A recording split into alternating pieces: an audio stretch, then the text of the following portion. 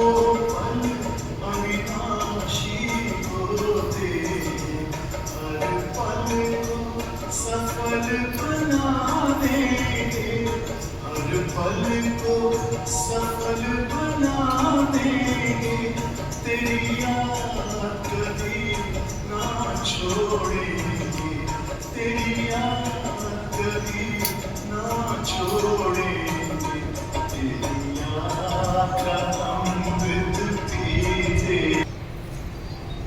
सभी बैठे रहेंगे।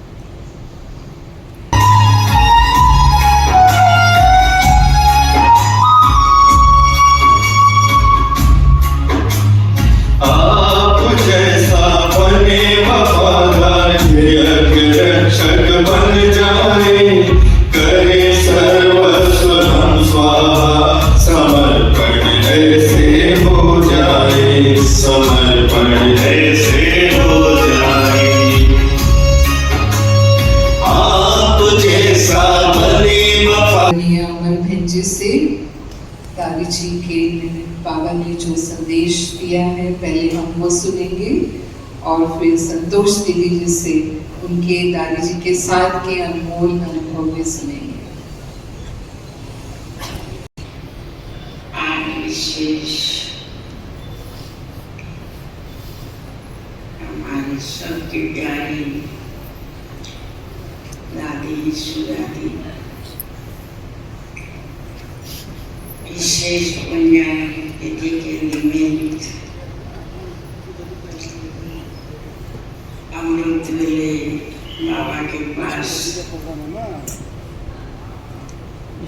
लेके आऊंगी ऐसे बोलने गई। मैंने कहा बाबा पुण्यतिथि है दादी की और सुबह में भोग लेके आओगी। बाबा ने कहा बहुत अच्छा बच्ची जरूर आओ। दादा बाबा वतन में अपने बच्चों को भोग खाने खिलाने तो बैठे हैं,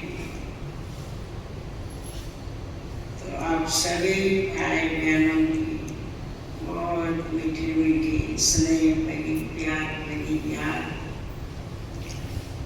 और भोग लेके बाबा के पास वतन में पहुंची। तो बाबा और दादियों, इसकी दादी को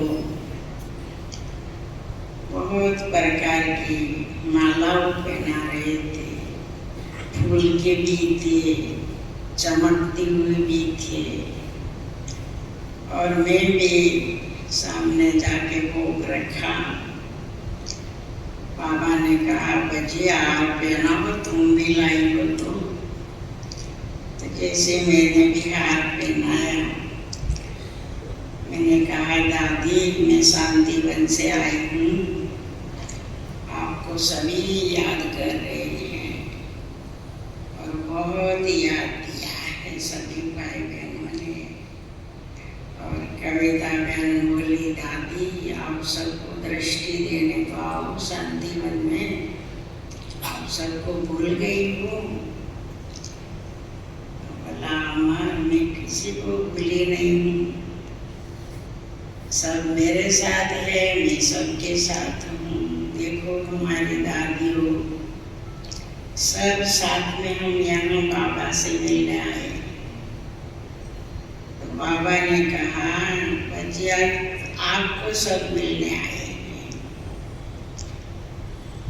क्योंकि बाबा अकेले भोग नहीं खाता है और विशेष यीशु बच्ची सबके प्यारी यज्ञ की एक रतन इकानामी करने वाली, यज्ञ में वफादार रहने वाली दादी। तो दादी बोली, मैं अकेली थोड़ी भोग खाऊंगी।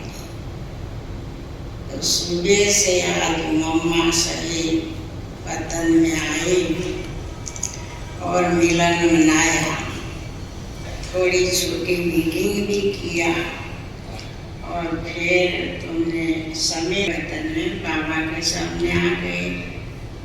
तो मैंने कहा, दादी आपकी जो सेवा करते थे कविता बहन के साथ, वो सभी ने भी याद दिया है। और आप शांतिवन में चक्कर लगाने जाओ ना, तो बोला, मैं बाबा को पूछा बिना नहीं जाती, बाबा मुझे हाँ कहेंगे तो मैं सबको दृष्टि देके आ जाऊंगी।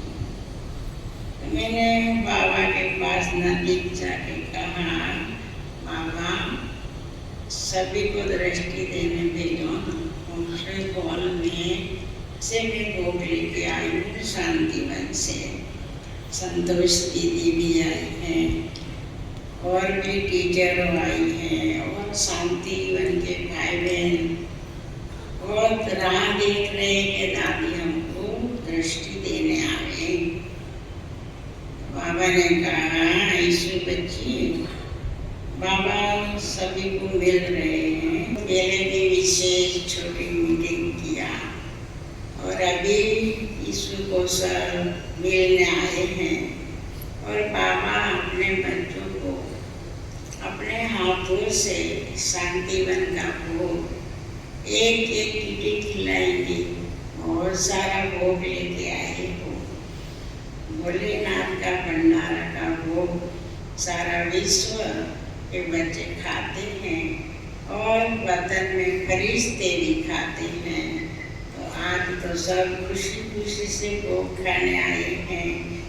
ऐसे बाबा मेरे साथ बात कर रहे थे, ईश्वरी का तो जैसे मम्मा और पापा और गुलजार दादी कुछ मैं कैच करने जा रही थी, क्या बातें कर रहे हैं, पर बहुत ध्यान से कैच करने जा रही थी। तो कुछ ऐसी बातें कर रहे थे कि अभी समय कैसा रहा है, अति और जा रहा है, ऐसा जैसे मैं कैच करने जा रही थी। थोड़ा थोड़ा मुझे सुनाई पड़ा। फिर बाबा ने बहुत बड़ा जैसे झाड़ बताया, पेपला जैसा झाड़ होता है, ऐसा रहा था जैसे आंधी तूफान आवे ने से हिल रहा था वो। बहुत सारे पत्ते गिर गए, इतने पत्ते गिर गए, इतने पत्ते गिर गए और आधा से ज़्यादा गिर गए। और इतने आंधी तूफान से जैसे ऐसा ऐसा झाड़ हो रहा था। और दादी भी प्यार से देख रही थी, मम्मा भी देख रहे थे, बाबा भी खड़े बस बस बस बाबा ऐसे कर रहे थे। मेरे को पकड़ के देखो बच्ची ये क्या है।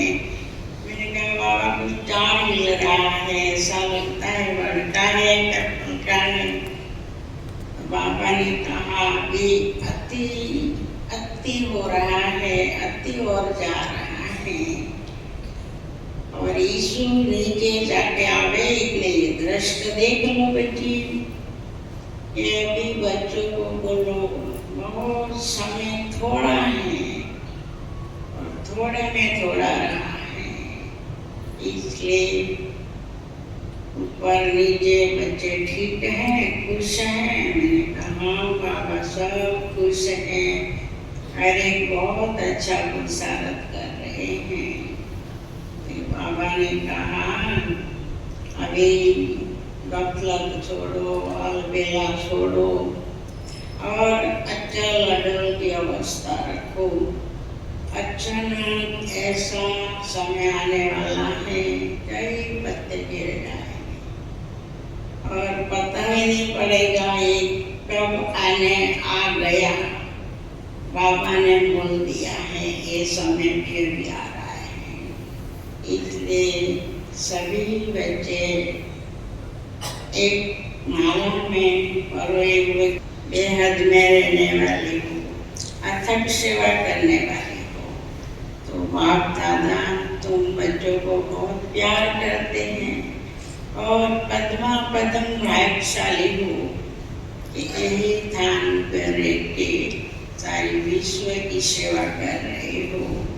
तो बाप दादा तो फिर बाबा ने कहा अभी श्री बाबा आप है, अभी भी रहा है मेरे बच्चे मेरे बच्चे, पर हर एक का एक काम देखने वाला कौन है धर्मराज। इसलिए अभी बाप भी है, प्यार भी है बच्चों में, स्नेह भी है। समय प्रमाणे अभी परिवर्तन जल्दी इसका पुरुषार्थ थोड़ा बढ़ाओ। अभी तो बहुत समय तुम्हारा पुरुषार्थ रोक देगा, ऐसा समय आने वाला है। इसलिए यीशु बच्ची तो देखो नीचे चक्कर लगा के आ भी गए। बाबा फिर बोला बच्ची यही सबको याद प्यार देना और संदेश देना। बच्चे तो दिल से सेवा कर रहे हैं, पर परिस्थिति आएगी, अंतिम जन्म है, इसलिए अनेक प्रकार की परिस्थिति पहले स्वभाव संस्कार का टकराव की परिस्थिति आती है। इसलिए बच्चियाँ बाबा छोटी मीटिंग करके एडवांस पार्टी सकाश अच्छी तरह दे रही है। सुबह में विशेष अमृत के लिए शांतिवन में भी मीटिंग कभी करते हैं, पांडव भवन में भी कभी करते हैं, ज्ञान सरोवर में भी कभी करते हैं। इसलिए नॉलेज के दर्पण में देख के चलो भविष्य भी क्या है और आने वाला भविष्य भी क्या है। तो समय को देख के हर एक बच्चे अपने आप अवस्था अचल अडोल बनाना है।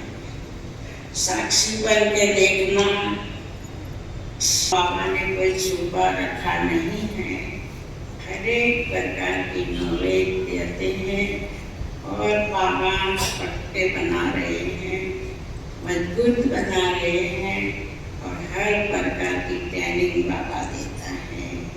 तो हर एक को बाबा ने कहा याद देना।